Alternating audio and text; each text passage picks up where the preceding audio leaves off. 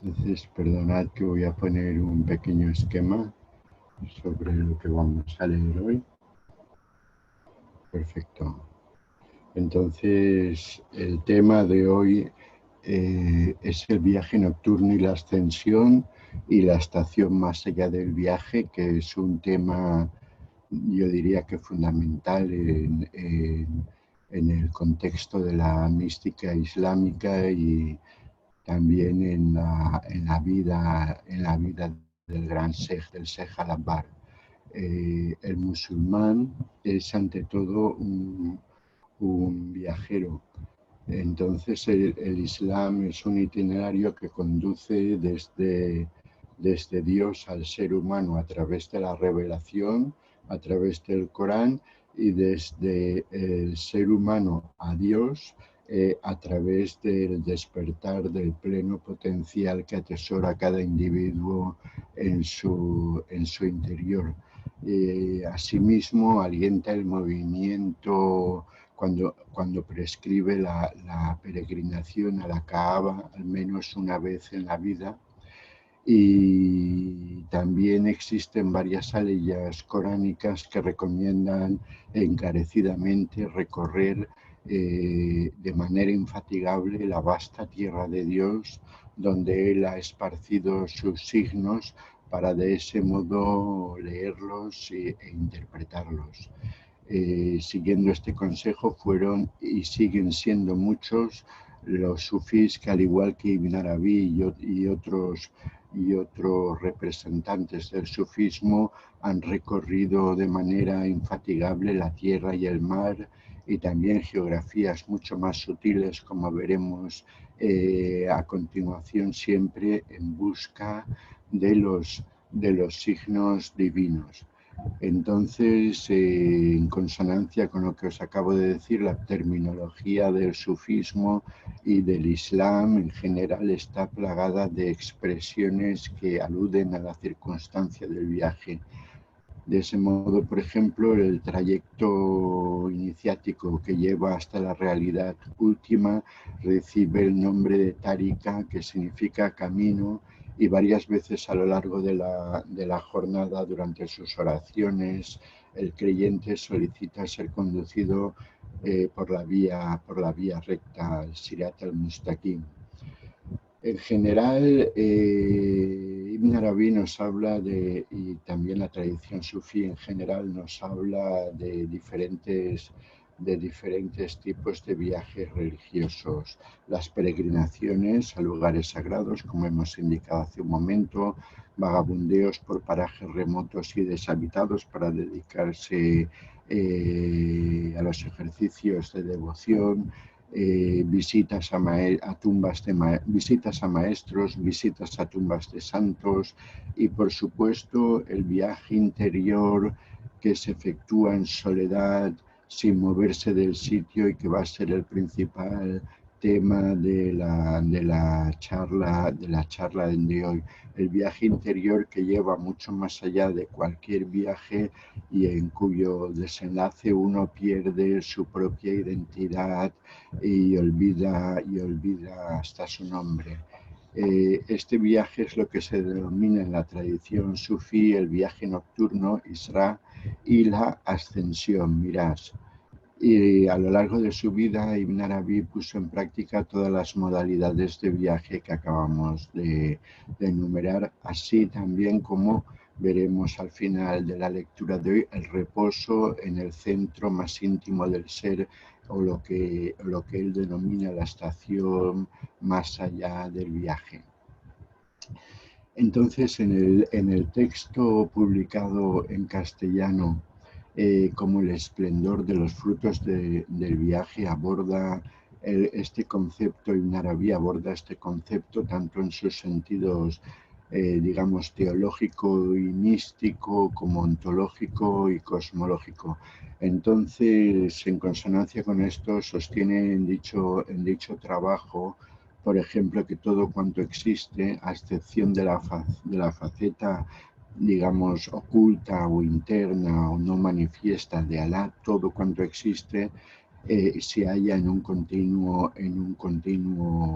viaje infinito, incluido por supuesto lo que se conoce como los nombres divinos, que son la faceta que corresponden a la faceta manifiesta o exterior de Alá.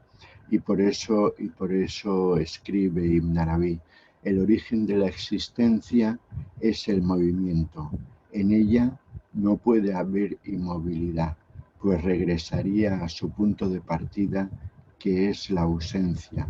Nunca jamás cesa el viaje, ni en el mundo superior ni en el mundo inferior. Fin de la cita. Entonces, el movimiento, como acabamos de ver en la cita que acabo de leer, es la tónica de todo lo creado. Y siendo el amor, como también explica en otros lugares, la esencia del movimiento, podemos deducir que todos los viajes, podemos agrupar todos los viajes en un viaje de amor. Siendo más precisos, el Sej agrupa todos los viajes en tres categorías: desde él, es decir, desde Dios, hacia Dios y en Dios. El viaje que procede de él constituye el don de la existencia. El viaje en él se caracteriza por el extravío y la perplejidad, mientras que el trayecto hacia él, hacia Dios, es de dos tipos: por tierra y por mar, tal como nos indica el Corán, haciendo referencia, en este caso Ibn Arabi, haciendo referencia muy posible a las vías seca y húmeda preconizadas por la alquimia clásica. No obstante, hay otra explicación mucho más acorde con la tradición, que sostiene que la ruta terrestre es la que toma como punto de partida la fe en la revelación, mientras que la ruta marítima, más incierta e incluso peligrosa, se refiere al pensamiento racional y a la actividad filosófica. Entonces, el movimiento es inagotable, y cuando uno cree haber llegado a su destino, siempre descubre ante sí un nuevo horizonte que alcanzar. Desde que emergen de la no existencia, todos los seres se hallan sometidos a un continuo movimiento de retorno a Dios, y después siguen viajando en él, que carece, por supuesto, de principio y final. Las esferas celestes, las estrellas, los planetas, nunca cesan de desplazarse, mientras que nacimiento, juventud, vejez y muerte constituyen otra clase de movimiento o de viaje. Cada respiración, cada acción, cada sentimiento, cada pensamiento, cada estado de conciencia, sueño, ensueño, despertar, tristeza, alegría, amor, odio, etc., es un tipo de viaje que se inserta en otro rumbo mucho más vasto, que es el itinerario desde Dios hacia Dios y en Dios, al que acabamos de aludir, y cuyos límites escapan a toda concepción. Esto que os estoy diciendo es un poco el contenido del libro que os acabo de citar, de Ibn Arabi, sobre viaje. Entonces, en dicho libro también nos dice que Adán y Eva emprendieron, tras su expulsión del paraíso, su propio y peculiar viaje hacia el perdón. También el profeta Idris acometió el viaje de la elevación, Noé el de la salvación, José el de la astucia y de la prueba, Moisés el de la cita divina, mientras que Muhammad emprendió el viaje nocturno y la ascensión, también denominado por Ibn Arabi viaje de la visión. Solo este último se encuentra a salvo de las vicisitudes y peligros que acechan a otra clase de recorridos, puesto que no está motivado por la voluntad del sujeto, sino que se debe únicamente a una elección divina. Pero como ocurre con todas las estaciones espirituales, también a la etapa del viaje sucede la de la superación del viaje, porque según señala Ibn Arabi, aunque éste se inicia en Dios y conduce de nuevo a Él, el peregrino ha de saber que él, Alá, le acompaña paradójicamente de principio a fin del camino. Estemos donde estemos, nunca se cansa de enfatizar, de subrayar Ibn Arabi, Dios siempre está con nosotros, y así escribe. Dios dijo, no hay nada como su igual. Él es el oyente, el vidente. De ese modo, se ha descrito a sí mismo con una descripción que solo a él corresponde necesariamente, como expresan sus palabras escritas en el Corán, y él está con vosotros donde quiera que estéis. Así pues, él está con nosotros donde quiera que nos hallemos, tanto en el estado que desciende del cielo a nuestro mundo durante la tercera parte de la noche, mientras permanece sentado en su trono, cuando mora en la nube, cuando está en la tierra y en el cielo, o en el estado en que se halla más cerca del ser humano que su propia vena yugular. Todas ellas son calificaciones con las que solo el Dios puede ser descrito. De ahí que Dios no traslade a su servidor de un lugar a otro para que pueda verle, sino tan solo para que contemple sus signos, aquellos que no fueron vistos por él. Dios ha dicho, yo solo le hice viajar de noche para que contemplase los signos y no para traerle hasta mí, porque ningún lugar puede contenerme, y mi relación con todos los lugares es la misma. Solo el corazón de mi servidor, el auténtico creyente, me contiene. Entonces, ¿cómo podría hacerle viajar hasta mí si estoy con él donde quiera que se halle? Vemos que Ibn Arabi es muy amigo del lenguaje paradójico, ¿no? Entonces, la última frase nos introduce de pleno en la naturaleza paradójica, como os acabo de apuntar, de la divinidad, cuando señala que la relación de Dios con todos los lugares es la misma, y también cuando pregunta, ¿cómo podría hacerle viajar hasta mí si estoy con él, con el viajero, donde quiera que se halle? No obstante,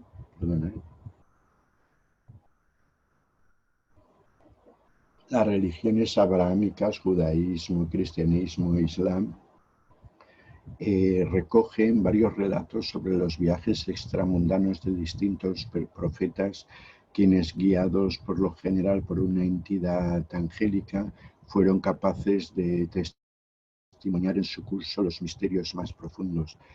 Cabe citar a este respecto el viaje celeste del profeta Ezequiel, transportado por un carro de fuego, la ascensión de Elías en cuerpo a los cielos, el sueño de la escala de Jacob, o en la tradición neotestamentaria la mención hecha por Pablo de que ascendió hasta el tercer cielo, donde, según nos dice en Corintios, en el Evangelio, oyó palabras inefables que no le es dado al hombre expresar.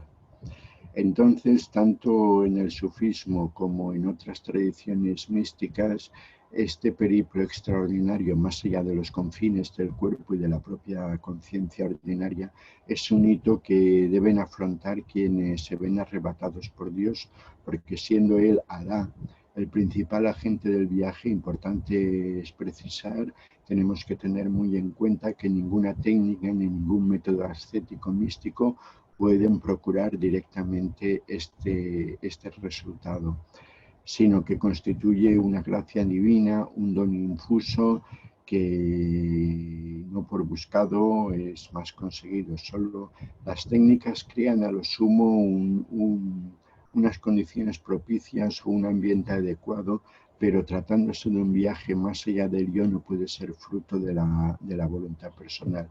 Sucede sencillamente tanto a individuos con una aparente preparación ascética como a personas que carecen de ella. Se trata en suma de un recorrido cosmológico también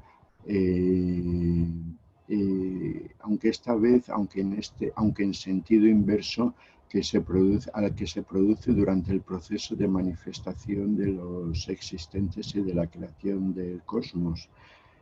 La parte denominada viaje nocturno se refiere específicamente al recorrido, digamos, horizontal a través de los reinos de la creación, personificados por los 4 elementos tradicionales de tierra, agua, fuego y aire, y los 4 reinos naturales, mineral, vegetal, animal y humano, hasta arribar al emplazamiento desde el cual se produce propiamente la ascensión propiamente dicha, que es tradicionalmente se ha simbolizada, representada por lo que se denomina el lugar de adoración más alejado, que se corresponde en el caso de Muhammad y de otros santos sufí, se corresponde con Jerusalén, que es el lugar propiamente desde el cual se inicia la ascensión.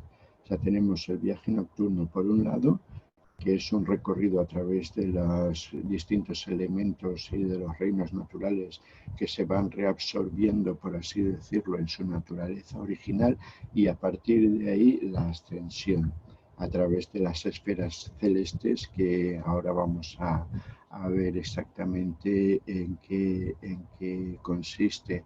Entonces, si la primera parte del viaje tiene un carácter, el viaje nocturno tiene un carácter horizontal y nocturno, la ascensión es vertical y conduce directamente a la luz de las luces, que es la presencia divina.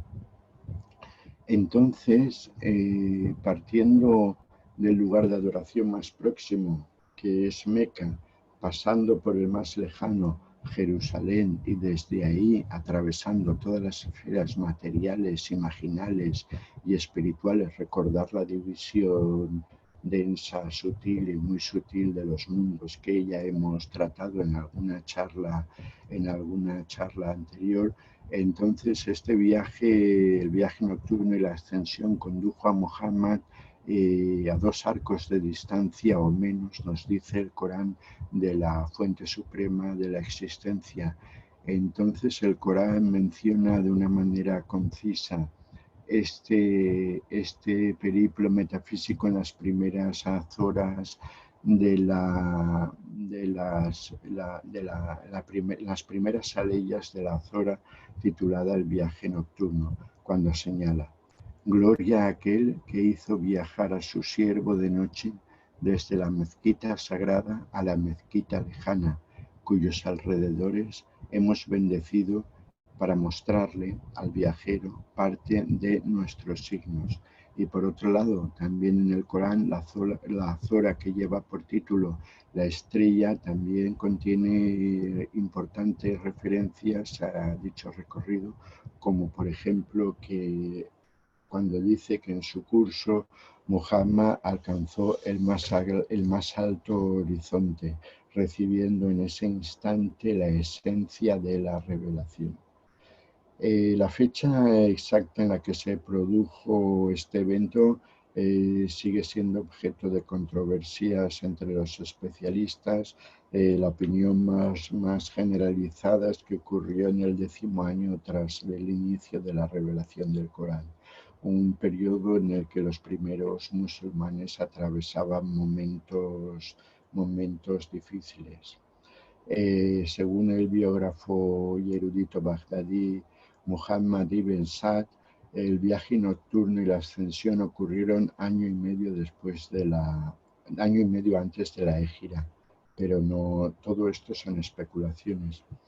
Y también en sus respectivos sahih, recopilaciones, como sabemos, autorizadas de los dichos y tradiciones proféticas, tanto al-Bukhari como Muslim consignan en líneas generales las diversas etapas de dicho recorrido.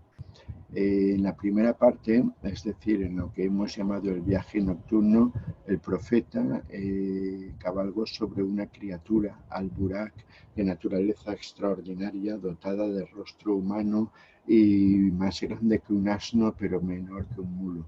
que había servido tradicionalmente, nos dice la tradición, de montura a los profetas anteriores y cuyo paso sobrepasaba los límites de la vista.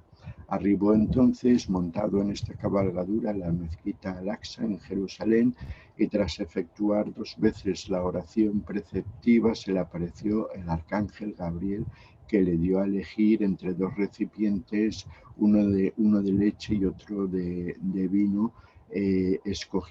Muhammad escogió el recipiente de leche, con lo que Gabriel, el arcángel Gabriel, le dijo que has acertado en la naturaleza primordial.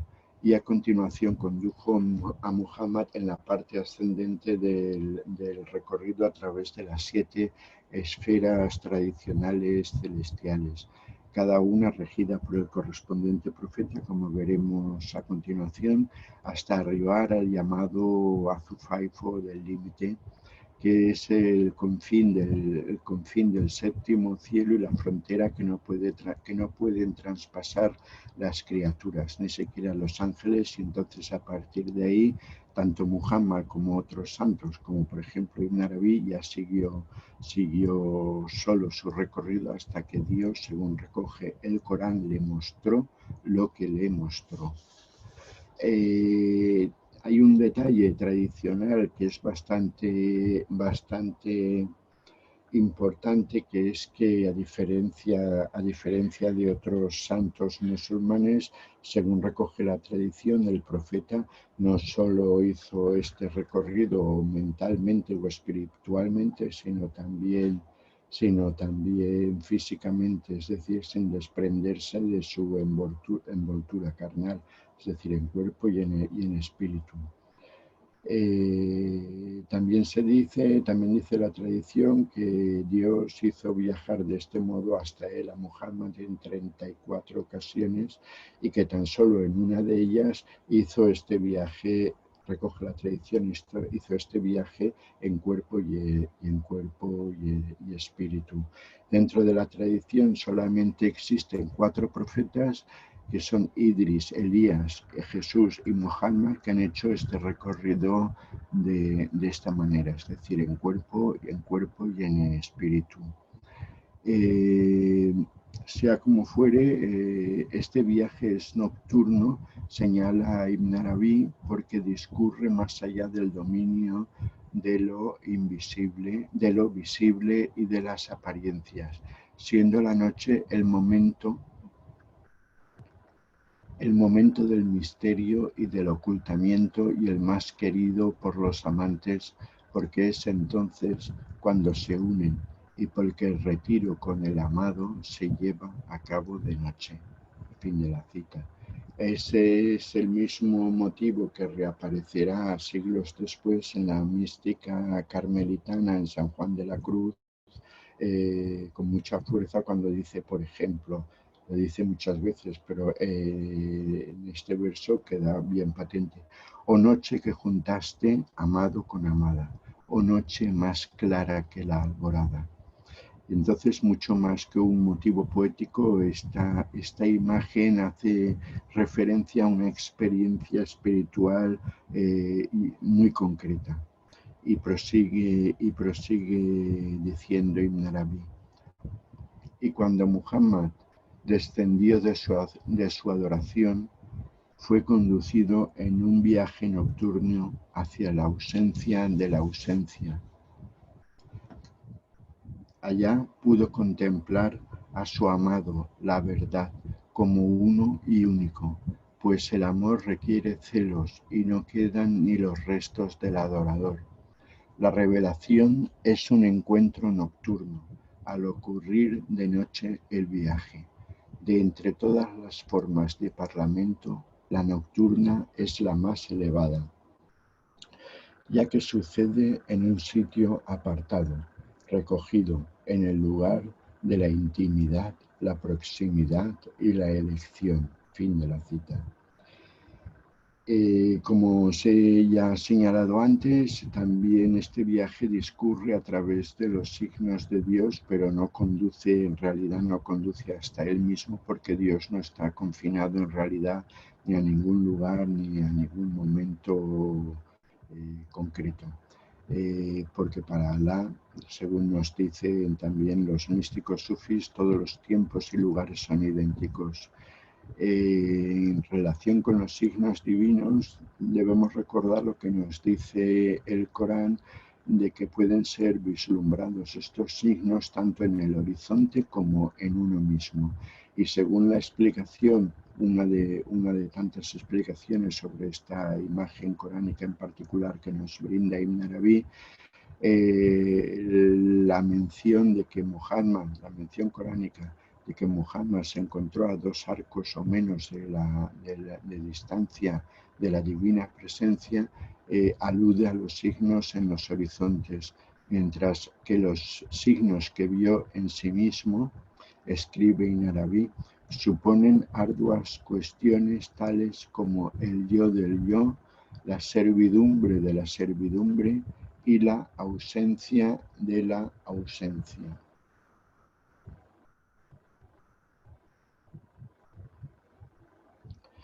Y pasamos ahora a centrarnos en lo que sería el viaje nocturno y la ascensión del propio Ibn Arabi.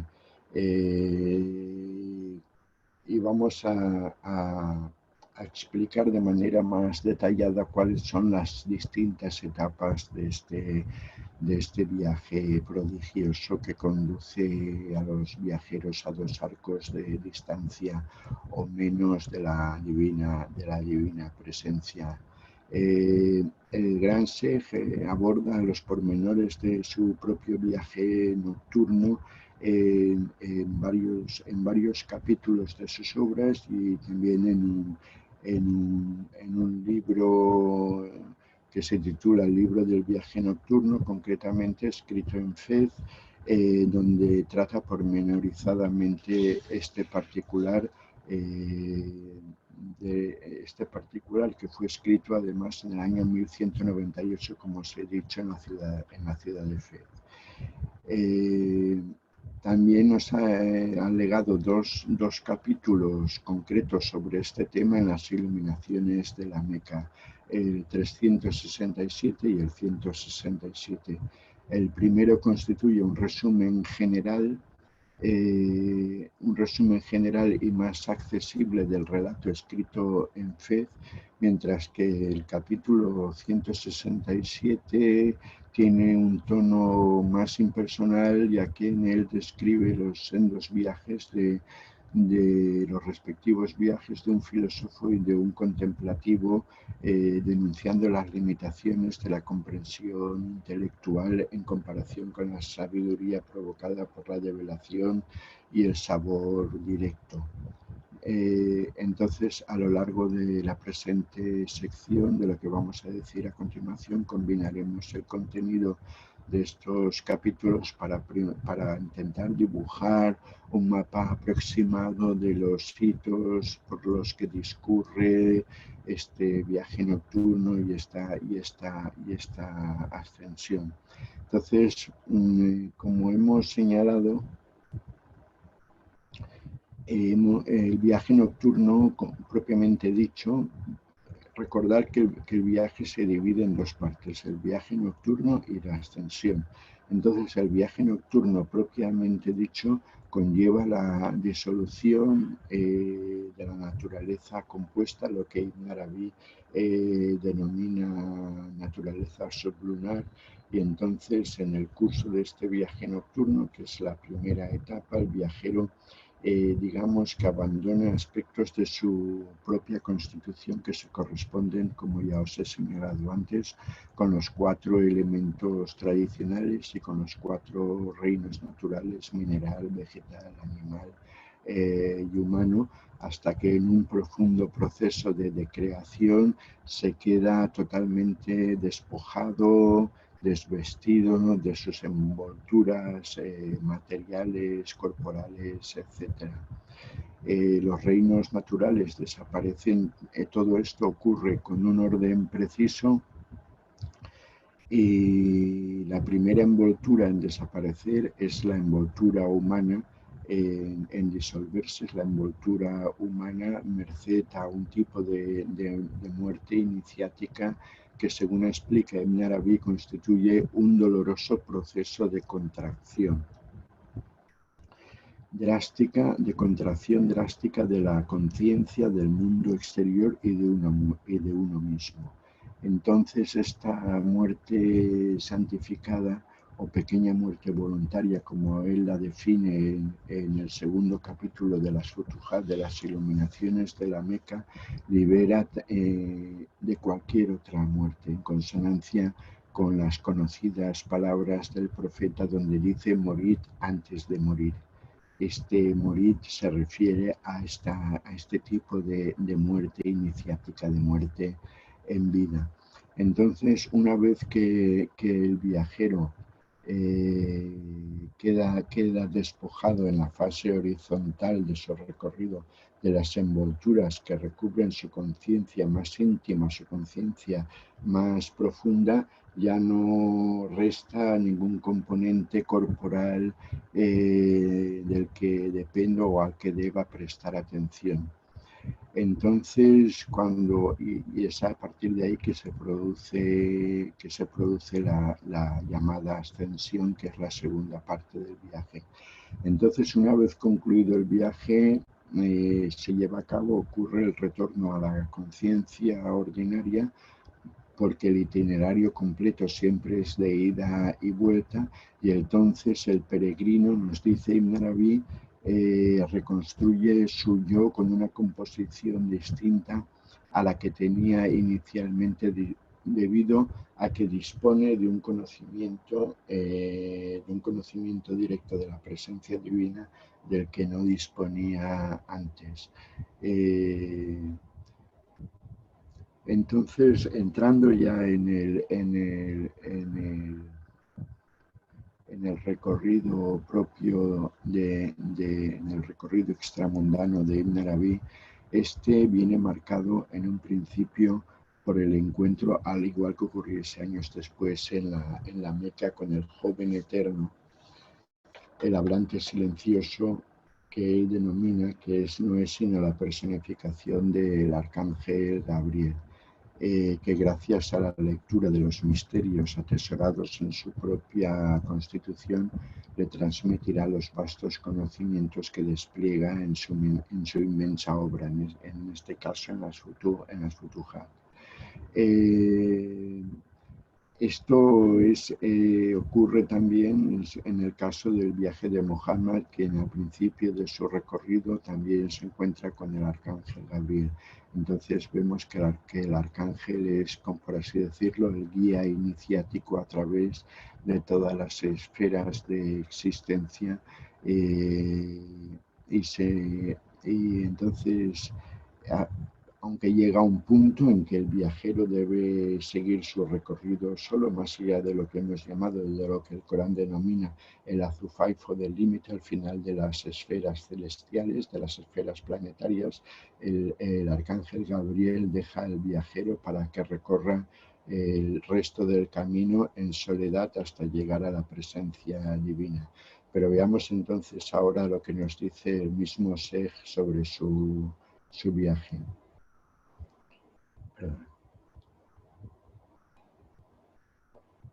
Partí de la tierra de Al-Ándalus buscando la casa santificada, Jerusalén, tomando la entrega por báculo, el esfuerzo por lecho y la confianza por provisión. Recorrí el sendero a la busca de las gentes del ser y del encuentro, esperando que yo pudiese aparecer en el seno de su compañía. Así, en la corriente de la miríada de ríos y la fuente de Arín, me encontré con un joven de esencia espiritual, cualidades señoriales e inclinación angélica. Fin de la cita. Entonces este encuentro acaece como acabamos de escuchar en la misteriosa fuente de Arín, que aparece en varios escritos de Ibn Arabi y de la que nos dice que se halla ubicada en un punto equidistante entre todos los extremos. Esto es una manera simbólica de referirse al centro del mundo. En otro texto nos proporciona información adicional sobre este emplazamiento, también al que también llama Monte Sinaí, ciudad segura, precisando que está formado de agua y arcilla y reúne la más bella de las constituciones y el más inferior de los grados, refiriéndose obviamente al cuerpo humano, que el Sheikh identifica en ocasiones con la vasta tierra de Dios y prosigue diciendo sobre este viaje. O sea, quedaros con esta imagen de que esta fuente de Arién, este centro equidistante de todos los extremos, se está refiriendo simbólicamente al propio cuerpo, a la propia mente y al propio espíritu del ser humano.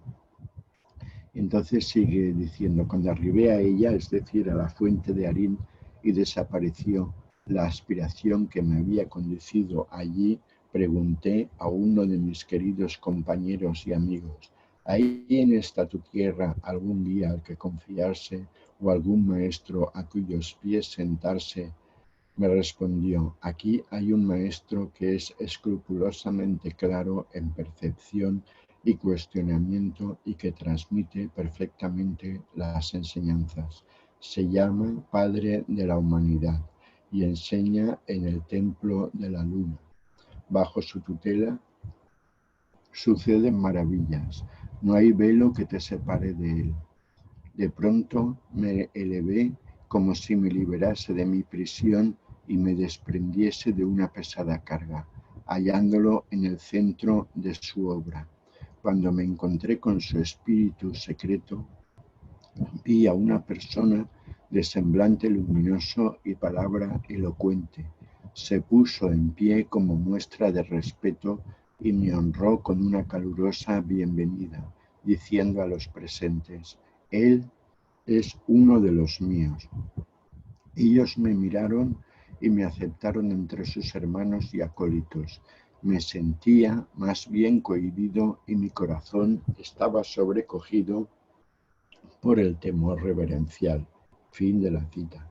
Entonces es así como arriba al primer cielo y en él el profeta Adán, esta figura reverencial que contempla en su visión, le instruye sobre todos los secretos relativos a la misericordia a la misericordia divina que abarca todas las cosas, así como al carácter transitorio de cualquier tipo de sufrimiento o padecimiento, porque según le comunica a Adán a Ibn Arabi en ese momento, el destino de todos los seres, incluidos los seres malvados, es la felicidad, porque todos los nombres divinos se hallan regidos por el nombre del Todo Misericordioso. Todos los nombres, tanto los coléricos como los nombres compasivos, y están regidos por este nombre que es el principio y el fin, el alfa y el omega de la creación. Todo surge de la misericordia y todo en última instancia vuelve a la misericordia divina, porque la compasión universal es la que tiene la última y la primera y la última palabra de la existencia. Por ese motivo, una de las enseñanzas más controvertidas de Ibn Arabi es que la ira divina es relativa mientras que el amor es absoluto. Por eso la controversia con esta visión de la misericordia en contra de la doctrina teológica tradicional que nos habla de la eternidad del infierno. Ibn Arabi cree en la eternidad del infierno, pero no comparte la eternidad del castigo. Los seres destinados a las moradas infernales permanecen en ese emplazamiento, es decir, en el infierno, pero ven transformado el fuego en felicidad, paz y frescura. Entonces, Se trata de individuos cuya naturaleza es ígnea y que están hechos para el fuego. Hasta el punto nos dice que si penetrasen en el paraíso sufrirían enormemente.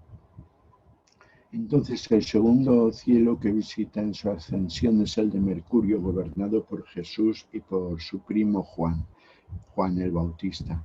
Y allí Ibn Arabi constata el modo en que la vida se difunde en todas las cosas sin excepción, tanto las animadas como las aparentemente inanimadas, las piedras, etc. Jesús es el Espíritu de Dios y Juan representa la vida. Dada la inseparabilidad, nos dice, de espíritu y vida, ambos profetas permanecen por siempre unidos. Entonces Jesús le explica al viajero que el poder de resucitar a los muertos procede del arcángel Gabriel, que es el espíritu universal.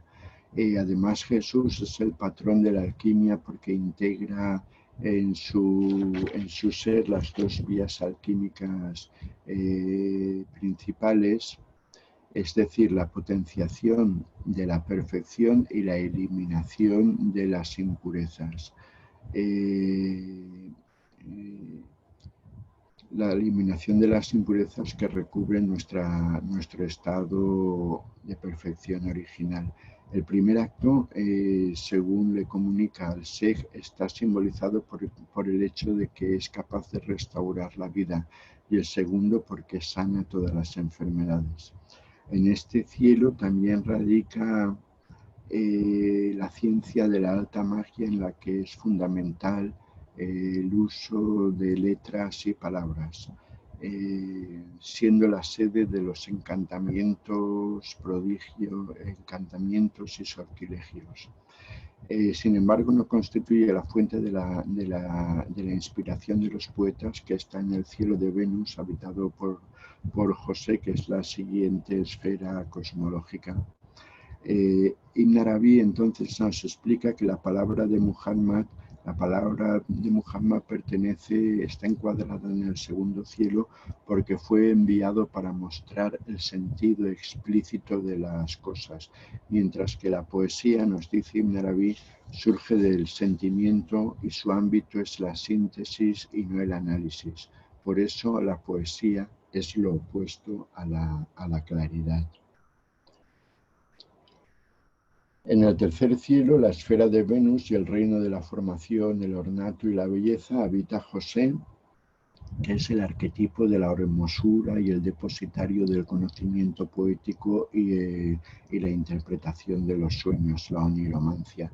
También es la esfera de la imaginación activa, ya que José ha recibido el excedente de barro con el que fue creado Adán, y que el excedente del barro que sobró de la creación de Adán, y que recordemos, como dijimos en una charla anterior, es el material con el que está hecho el mundo imaginal, o lo que Ibn Arabi también llama en ocasiones la vasta tierra de Dios. Entonces, una recomendación cierra la visita del Sheikh al tercer cielo, ya que José le menciona la prueba que tuvo que afrontar al ser encarcelado tras responder al enviado del faraón, que únicamente aceptaría ser liberado si se retrataban las mujeres que lo habían denunciado y habían levantado falso testimonio contra él, tal como recoge la Zora número 12 del Corán, dedicada íntegramente a dicho profeta. Entonces, el mensaje que le transmite José es que uno solo debe confiar totalmente en el sabor de su propia experiencia, y por eso nos dice: así pues, no digas, le dice José Ibn Arabi, si hubiese estado en el lugar de esa persona cuando se le dijo esto o aquello y ella respondió de ese modo, yo no hubiese dicho lo mismo. No, por Dios, si lo que le sucedió a ella te hubiese ocurrido a ti, también hubieses dicho lo que ella dijo, porque el estado más poderoso de la experiencia directa controla al estado más débil. Fin de la cita. El cuarto cielo, digamos que es el cielo central y está representado por el Sol y representa el corazón del cosmos y es el emplazamiento donde habita Idris, quien nos dice la tradición que fue transportado en cuerpo y alma hasta este lugar. Entonces el Sheikh le plantea, al encontrarse con él, con Idris, le plantea varias cuestiones sobre sus distintas apariciones a lo largo de la historia y su función como polo o centro supremo de la jerarquía espiritual. El nombre de dicho profeta, es decir, Idris, de quien se dice que fue ascendido a un lugar elevado, se dice en el Corán, se menciona en diversas ocasiones en el libro, en el Corán.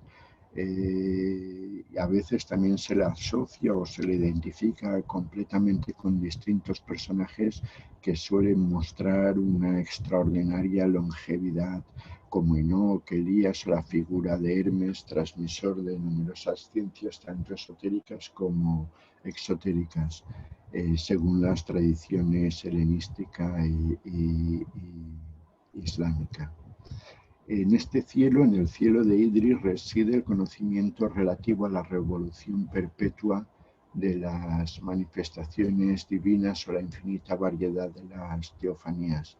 Asimismo, nos dice Ibn Arabi que contempla a la noche envolviendo al día y el día envolviendo a la noche, en referencia a las palabras coránicas que nos dicen cubre el día con la noche, y constata Ibn Arabi constata entonces las diferencias existentes entre los hijos de la noche y los hijos del día.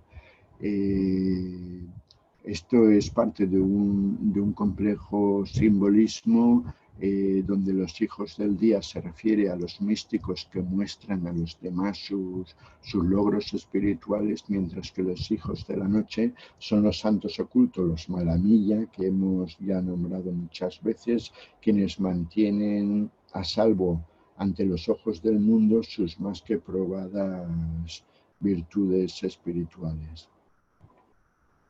Además, en el diálogo que entabla con Idris, este le explica que Dios siempre está de acuerdo con todo lo que se dice acerca de él. Cualquier tentativa de definición de la realidad última es correcta desde el punto de vista de lo que incluye y falsa desde la perspectiva de lo que excluye. Lo que nos impide cobrar conciencia de la parte de verdad que entraña cada experiencia es la interpretación conceptual que le atribuimos. En definitiva, el error, nos dice Ibn Arabi, siempre está contenido en una verdad mayor. El error, expone Ibn Arabi, es una cuestión relativa, mientras que la verdad es el principio inmutable. Aquel que conoce verdaderamente a Dios y el mundo sabe que la verdad es el principio siempre presente que nunca cesa de ser, y sabe también que el error ocurre a través de la oposición de dos puntos de vista. Sin embargo, dado que la oposición de las dos perspectivas es inevitable, entonces el error también es inevitable. Así pues, quien quiera mantenga la existencia real del error, también mantiene la existencia anterior y la realidad de la verdad. Y quien quiera que mantenga la no existencia última del error, dice la verdad y postula que el error se deriva de la verdad. Fin de la cita. Entonces, el profeta Aarón reina en el quinto cielo, que es la esfera de Marte, regida por el planeta Marte, y el mundo de la aflicción, el temor y de la cólera divina. Es en este punto, nos dice Ibn Arabi, donde emergen la divergencia y el conflicto en el dominio de la creación. Entonces Ibn Arabi en su viaje se encuentra aquí de nuevo con Juan el Bautista, recalcando de esta manera el paralelismo con el propio viaje del profeta, quien también se encontró con Juan el Bautista en este cielo, y con el cual establece un importante, un significativo diálogo. Le dije, nos dice, o sea, le dije en este caso Ibn Arabi a Juan el Bautista, no te he visto a lo largo del camino. ¿Hay algún otro sendero que conduzca a este lugar? Me respondió, cada persona posee su propio sendero y nadie, excepto ella, lo recorre.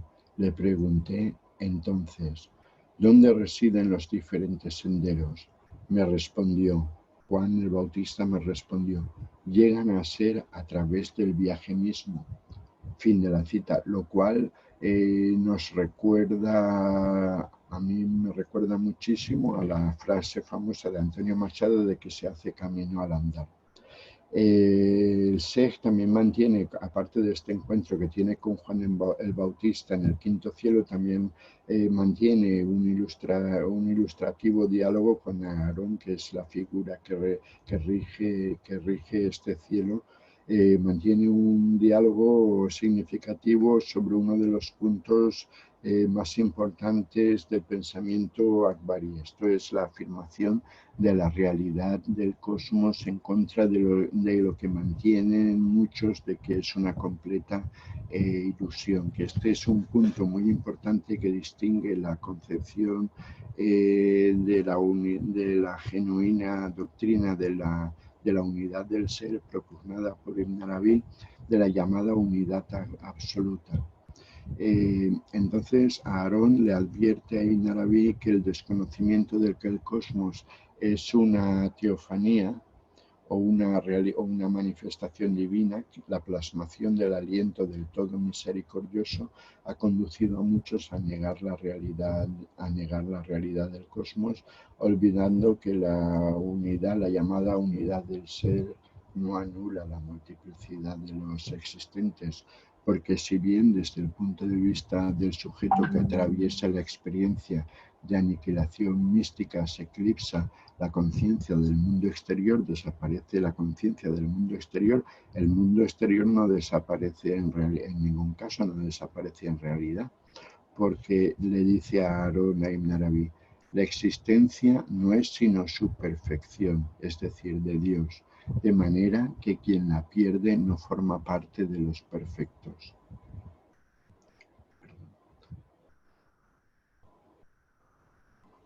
Llegamos ahora al sexto cielo, el de Júpiter, que es el reino del amor celoso y que se encuentra bajo el arbitrio de Moisés. Este le explica en alusión al episodio bíblico y coránico de la zarza ardiente que las revelaciones divinas, las teofanías, solo acaecen en la forma de las creencias y necesidades de cada servidor. Cada vez que experimentamos una carencia material o espiritual, nos falta Dios en realidad. Y quien desea algo o alguien por su belleza, lo que desea en realidad es la belleza divina. Entonces Moisés también le habla a Ibn Arabi de su petición, de su encarecida petición a Dios de que se le mostrase sin velos, cuando dice en el Corán, Señor, muéstrate a mí para que pueda mirarte. Y dijo Dios, no me verás. Ibn Arabi no entiende de entrada cómo siendo elegido y profeta y mensajero de Dios, Moisés solicitó la visión suprema, sobre todo teniendo en cuenta las palabras de Muhammad de que antes de morir ninguno de vosotros verá a Dios. Moisés le confirma que las palabras estas son ciertas, son irrefutables y que no fue capaz de percibir a Dios hasta que no cayó en un estado de muerte aparente, como hemos dicho anteriormente, y añadió Moisés, no fue sino al despertar de dicho estado de muerte aparente cuando supe que lo había visto. Por esa razón dije, he retornado a ti, pues no retorné a nadie sino a él. Como colofón de su diálogo con Moisés, este le explica que antes de esa experiencia veía a Dios de continuo, pero al igual que el resto de las personas no sabía lo que estaba viendo, ignoraba lo que percibía, y por eso, aunque el sabio y la persona ordinaria captan la misma realidad, solo el primero es plenamente consciente de lo que está viendo. Y entonces ya llegamos al séptimo y último cielo, que es la esfera de Saturno y el dominio de la gravedad, la serenidad, la estabilidad y la trampa divina, el cual está regido por Abraham. Entonces la visión, la vinculación de este séptimo cielo con la celada, con la trampa divina, tiene que ver con el hecho de que constituye el final de la ascensión a lo largo de las sucesivas moradas celestiales, con lo que el viajero puede creer que ha arribado a su meta, que ya no le queda ningún mundo, ningún estado que sobrepasar, ni ninguna nueva comprensión que alcanzar. En este punto nos dice Ibn Arabi que se yergue la Kaaba celeste, prototipo de la terrestre y meta de la peregrinación continua de los ángeles.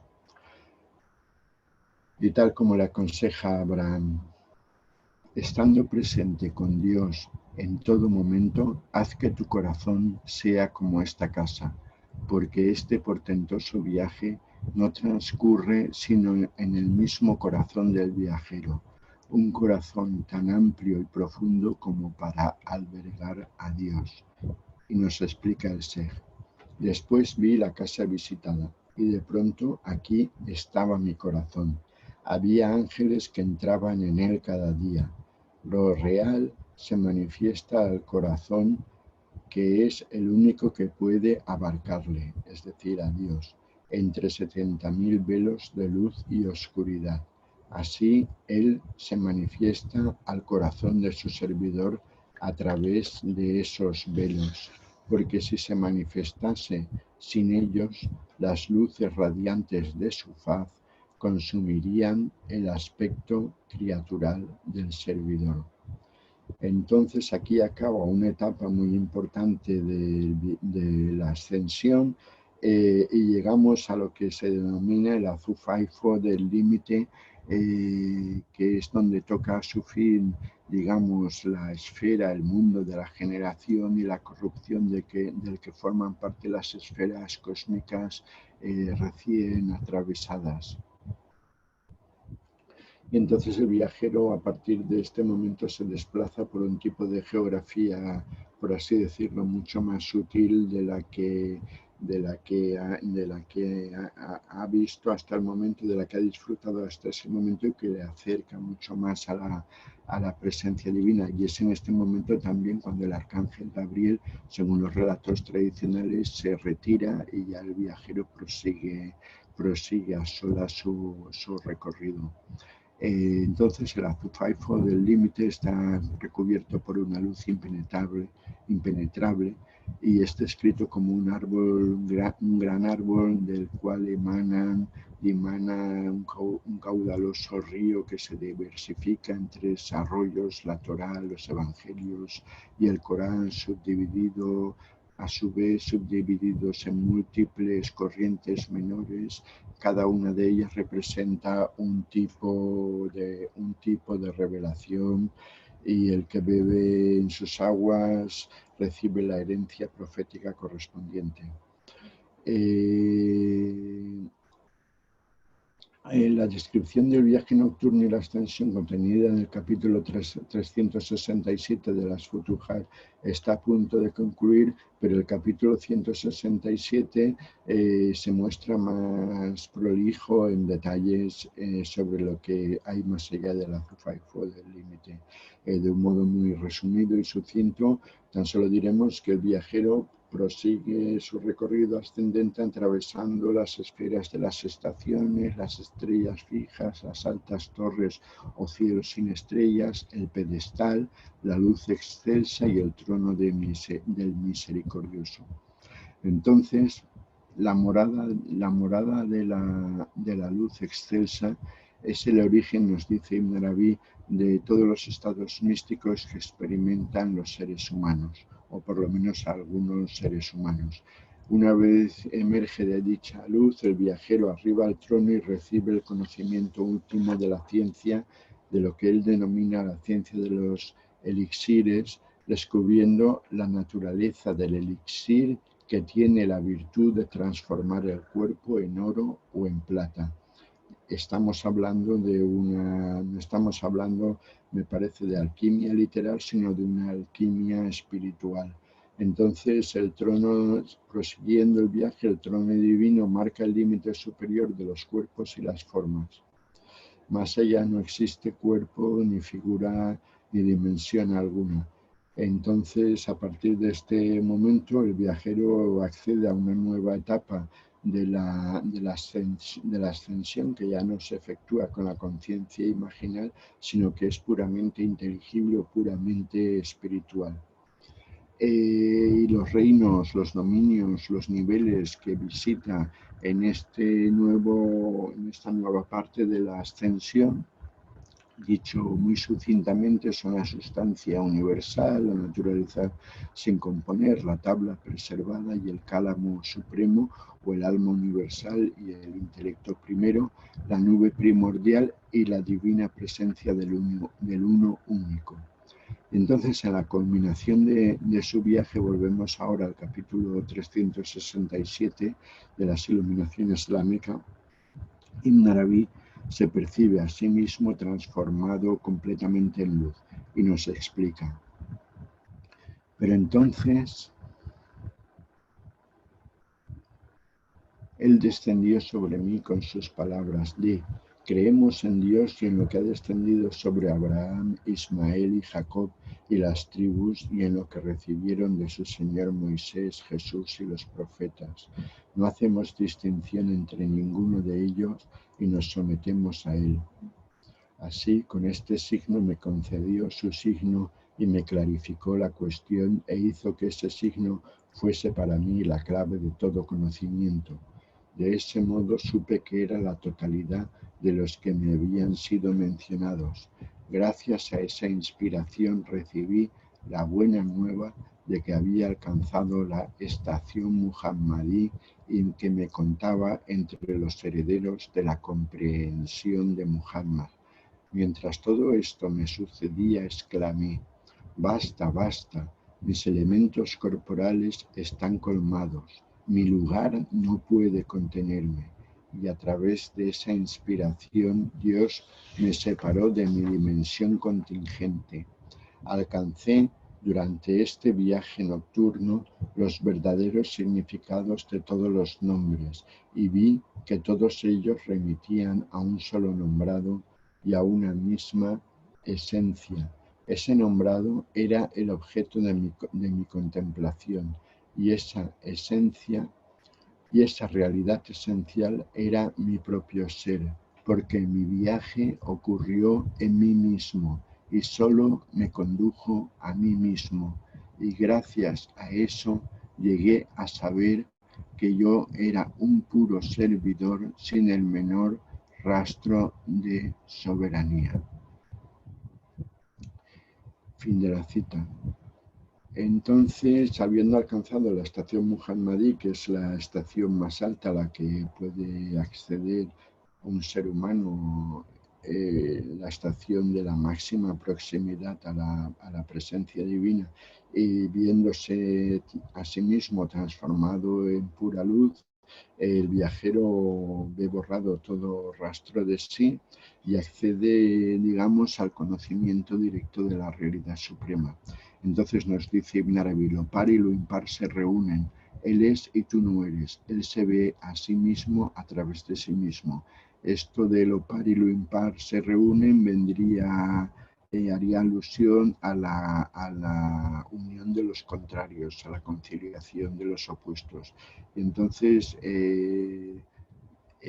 cuando también dice él se ve a sí mismo, a través de sí mismo, él es y tú no eres, hace alusión también a las palabras del profeta cuando dice: he conocido a mi Señor a través de mi Señor, es decir, no a través de mí mismo, sino a través de él. Pues cuando el viajero desaparece solo queda Dios, que es la unión de conocimiento, conocedor y conocido. Solo queda Dios conociéndose a sí mismo. Y bueno, y es entonces, a partir de entonces, cuando se produce el viaje de vuelta, el viaje de retorno. Fuyú.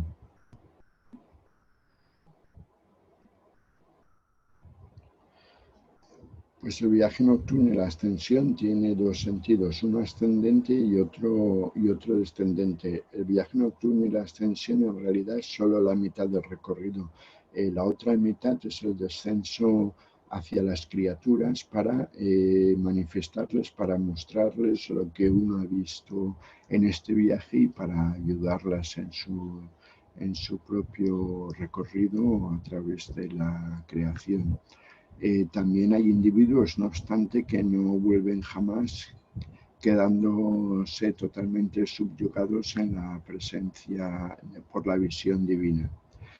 Pero la visión, digamos, la perfección de la santidad auténtica, de la amistad divina, solo se realiza cuando el viaje es de ida y vuelta. No sirve que uno se quede totalmente embelesado y más allá, incluso que pierda su vida en esta contemplación. Por eso nos dice Ibn Arabi, entre ellos, es decir, entre los que realizan el viaje, están los que son devueltos a los seres creados, los que no son devueltos y aquellos a quienes se les permite elegir. El que no retorna se denomina, según nuestro vocabulario técnico, wakif, el que se detiene. El que es devuelto por sí mismo, es decir, por su propio beneficio, se denomina arif, gnóstico. Y el que es devuelto en un sentido general, esto es, para guiar a los seres, se llama alim y warid. Alim, conocedor, y warid, heredero. Afirma también Ibn Arabi que los conocedores reciben el nombre, como vemos, de herederos, aludiendo al hecho muy importante que ya veremos también en una charla posterior cuando hablemos de los diferentes tipos de santos, aludiendo al hecho de que han recibido un determinado legado espiritual de parte de algún profeta. Entonces, heredar de un profeta, o como también nos dice el Sheikh, hablar la lengua de un profeta significa que el santo en cuestión sigue de manera muy especial sus enseñanzas y manifiesta carismas propios del legado profético correspondiente. No sé si lo hemos dicho en alguna charla anterior, pero lo vamos a ver en profundidad en una charla venidera, que Ibn Arabi establece una auténtica tipología espiritual formada por santos crísticos, mosaicos, muhammadíes y muchos otros. Entonces, la principal diferencia entre los santos muhammadíes y el resto de los santos es que si bien el resto de los santos, la generalidad de los santos, convocan a la adoración divina a través del lenguaje de un profeta concreto, los muhammadíes, también llamados malamilla, como hemos visto antes, o gentes de la reprobación, la inmutabilidad y la realidad esencial, convocan a la adoración en el lenguaje sintético y totalizador de Muhammad, que resume el mensaje de todos los profetas. Entonces, hay más cosas, pero no quiero agobiaros con demasiado texto. Como siempre ocurre, como vais a tener el texto, ya iréis leyendo más detalles, porque ahora para concluir me quiero centrar en lo que Ibn Arabi llama la estación del abandono del viaje. En el capítulo 175 de las iluminaciones de la Meca,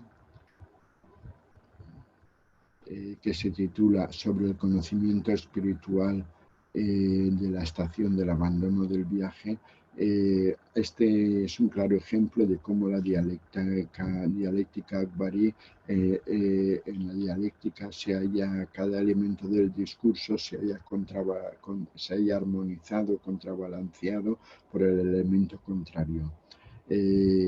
Como si fueran contrapesos, digamos, que sustentan toda la estructura del camino espiritual, y al final todas las estaciones espirituales se hallan contrabalanceadas, equilibradas por lo que él llama la estación de la no estación. Pero esto es un tema que creo que veremos en la siguiente charla, el tema de las estaciones y las contraestaciones.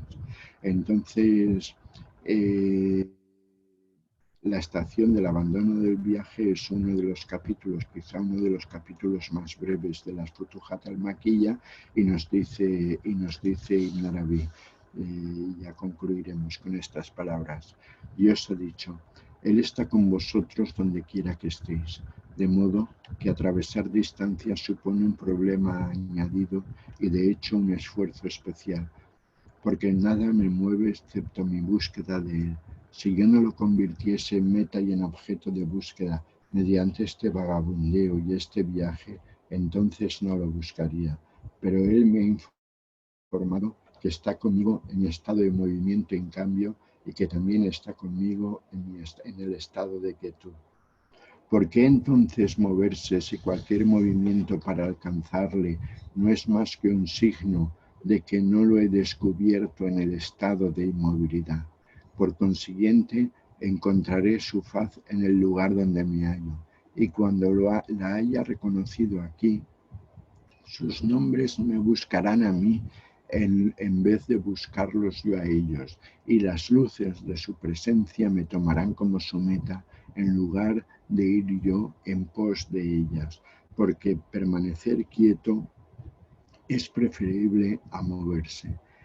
De ese modo, incluso si lo que acontece al servidor es el viaje y el movimiento, debe permitir que sea Dios mismo quien le transporte sobre la litera del divino cuidado, mientras que el servidor permanece inmóvil donde quiera que esté.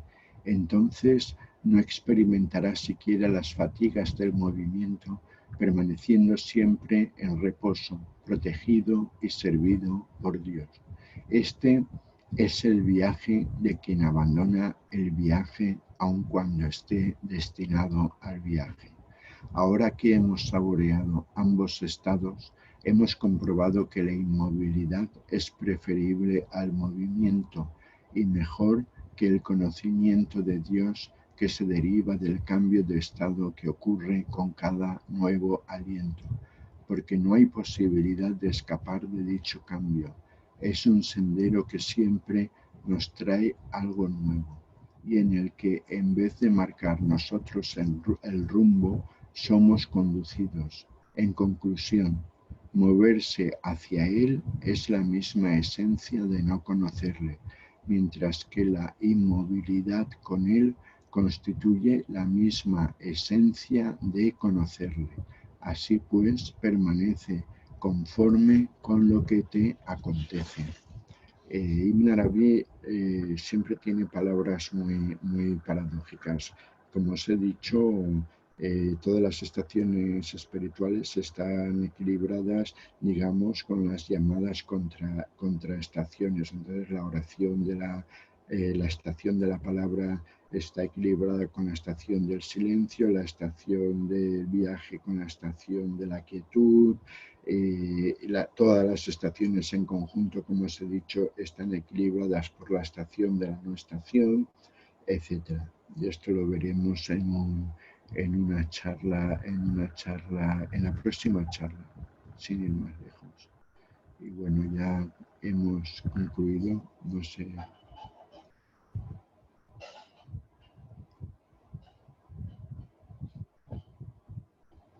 Bueno, bien, pues ahora si tenéis alguna pregunta o cuestión.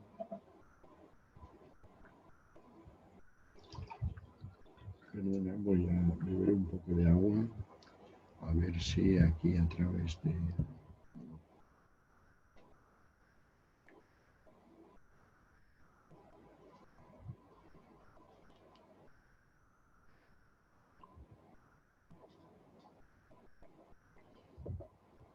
Todo esto que os he expuesto, mañana pasado tendréis el texto y lo podréis leer detenidamente y tranquilamente.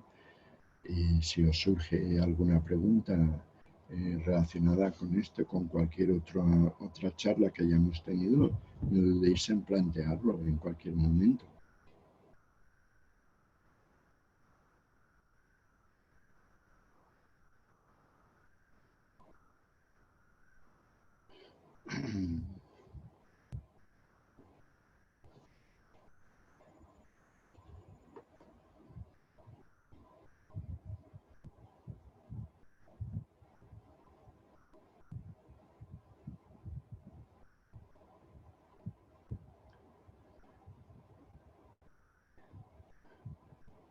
Os veo poco inquisitivos.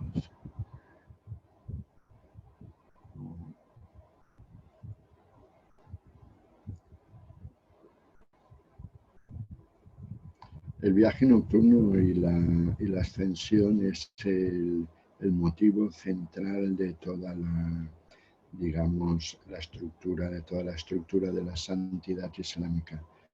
Los verdaderos santos sufís, los amigos de Dios, han hecho en algún momento de su vida espiritual, han tenido esa experiencia que, como os decía al principio de la charla, no es una experiencia que uno pueda buscar, no es una experiencia ni siquiera que uno pueda desear, sino que es un don que Dios concede a los respectivos buscadores.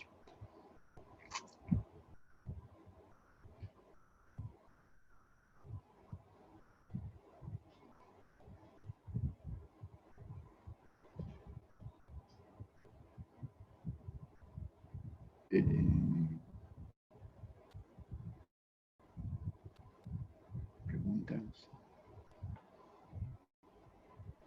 Y como os he dicho antes, también el viaje nocturno no solamente es, la ascensión no solamente son propios del Islam, sino también del cristianismo, como hablaba San Pablo, y también de la tradición hebrea. Es una experiencia, digamos, que no es mitológica, sino que es una experiencia real de los santos musulmanes, y existen muchas descripciones de esta experiencia, de este recorrido en muchos santos sufís. Hay muchos libros donde se habla de esto.